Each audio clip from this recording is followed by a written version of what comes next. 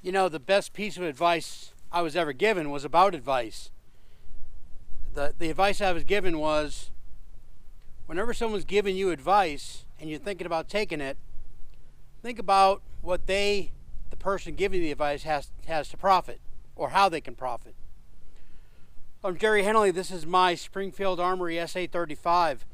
That was 5 rounds, so now we're up to 45 total rounds for this gun. It is brand new. I bought it from a gun store, and we're going to be shooting this gun. The reason I talked about advice was because there's a lot of information out there that's going on. A lot of people are doing videos about this particular gun, and a lot of them are putting information out there. I'm not saying that it's wrong, but they're putting information out there that really kind of gets you back to one place, which is buy this service from us or do this and you know, get a little bit of money to us. Now, again, I'm not saying that they're lying. I'm not saying that they're inaccurate. A lot of the folks making these videos know way more about firearms and Browning high power in particular than I do. But again, I just wanted to go ahead and say, let me just go buy a gun. I was excited about this gun coming out for the reasons in the first video where I sort of introduced this topic.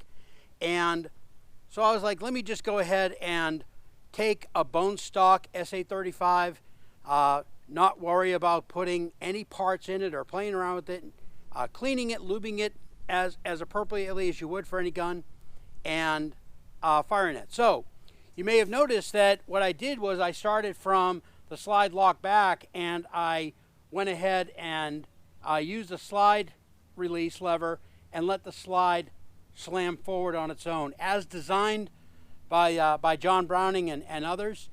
And you know, I'm not worried about that floating sear lever that some people insist. If you don't have that, that makes this gun dangerous. Now again, you're going to watch me fire 1,000 rounds through this pistol, not all at once, certainly not today in this video, but you're going to watch me fire this gun as bone stock as it can be, with the exception of I am going to put on an ambidextrous safety lever. But besides that, we're going to go ahead and we're going to see just what goes on with this gun. So let's get through this magazine, and then we'll continue from there.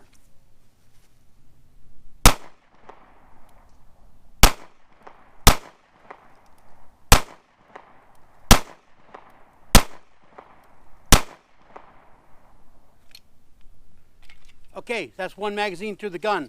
By the way, the gun comes with one magazine, 15-round magazine. I bought 2 Mech-Gar magazines, which they make them for Springfield Armory anyway.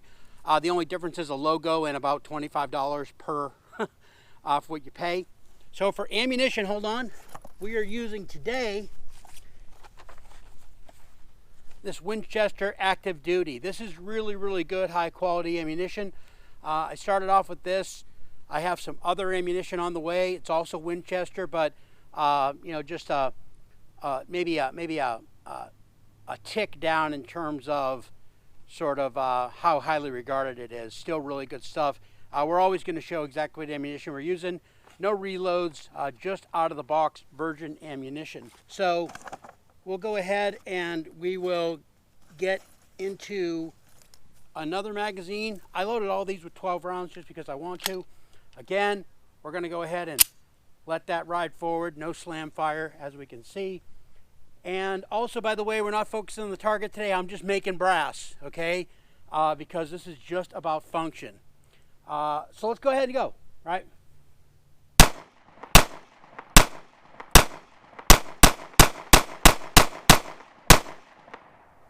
Okay. So that is my second magazine out. One of the things I've noticed right away is that I'm not getting any slide bite, but I am seeming to be getting maybe a little bit of hammer bite. Okay, now again, that just is what it is. It's part of the gun. Could we make some modifications to improve that? Certainly, we could maybe change the hammer. We could add a beaver tail. Some people do that, but I mean, it's not hurting me. I can just feel it, so I thought I'd mention it. Okay. Additionally, some of the other gear today for my hearing protection, I'm using these great Auto noise barrier. What are they? Model V4 11029. Man, these things are great. They fit into this cool charging case.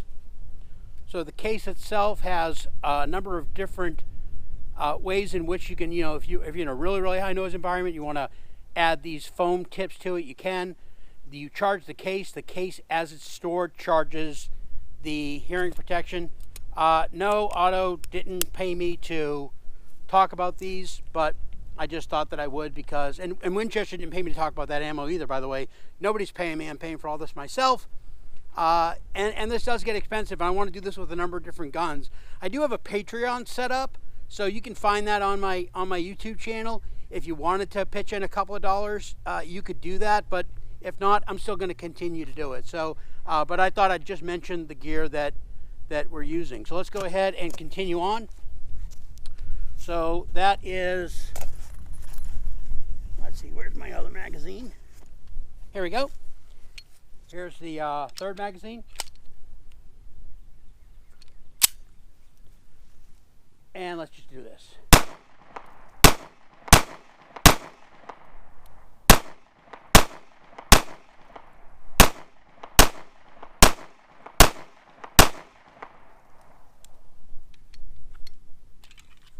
Okay, so again, so far no problems. I'm going to duck out of camera here for a second. I just have this set up on a tripod. So, no problems thus far. It seems okay. I'm also not in love entirely with the trigger reset. I talked about this a little bit in another video. I don't think that it's horrible. I just think that for me, it feels like you have to let the trigger go forward all the way. Now, for concealed carry, for self-defense, for any sort of, action shooting, IPSC, whatever, where you're using bone stock sort of, street guns, it's not at all an issue. There are people out there that do really, really good jobs on high power triggers. And you know what? Maybe someday that might be something I do. But again, we're going to shoot a bunch of rounds through this gun unmodified, with the exception, as I said, coming up of an ambidextrous safety lever. But beyond that, we're just going to shoot it like this for a while. As promised, I'm going to show it, like I like to say, warts and all. Right? So let's go ahead and keep going.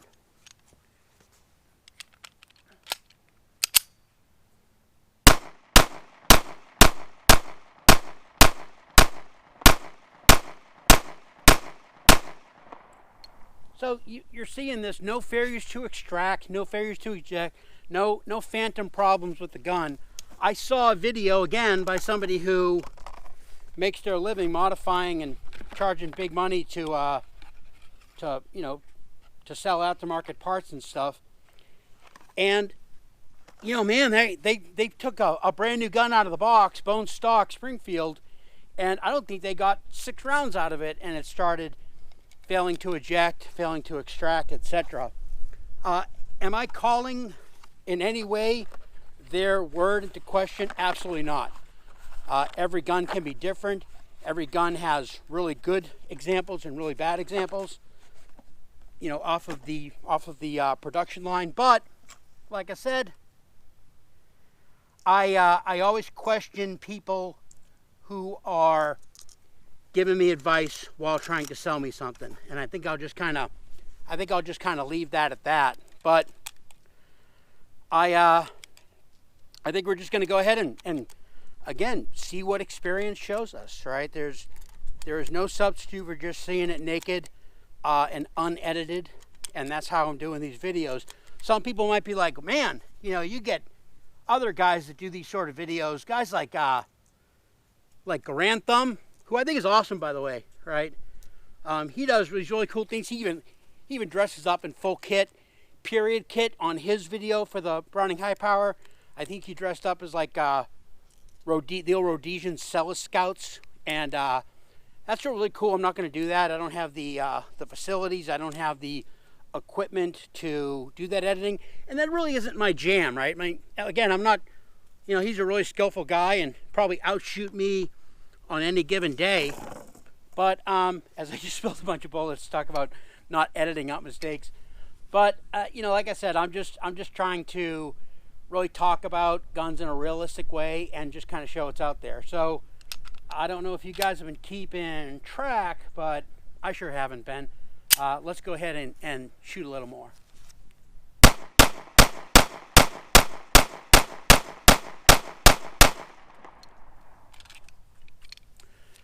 Well, that looked and felt okay. So as you know who else reloads magazines kind of in person is Hickok 45. I'm sure if you watch YouTube more than 3 times and you're a gun person, you've seen his videos. Man, he's a cool old guy. And when I say old, I don't mean it like in a bad way. But he kind of sits and talks and reloads at the same time. He has a really nice setup for shooting. Again, go ahead and see his videos if you haven't already. But you know, we're just, like I said, we're just going to go ahead and get some more rounds through this gun, and we're going to see what happens. So Browning High Power has been around for quite a long time. As I've said before, I'm not going to give you the history of it because you can find that stuff out elsewhere. But we're just going to go ahead and put some more rounds through this gun. I brought 100 rounds. I brought 100 rounds with me. I've already had 40 through the gun, so today we'll get through 100, and we'll get through a new total of 140 rounds of the gun. And here we go.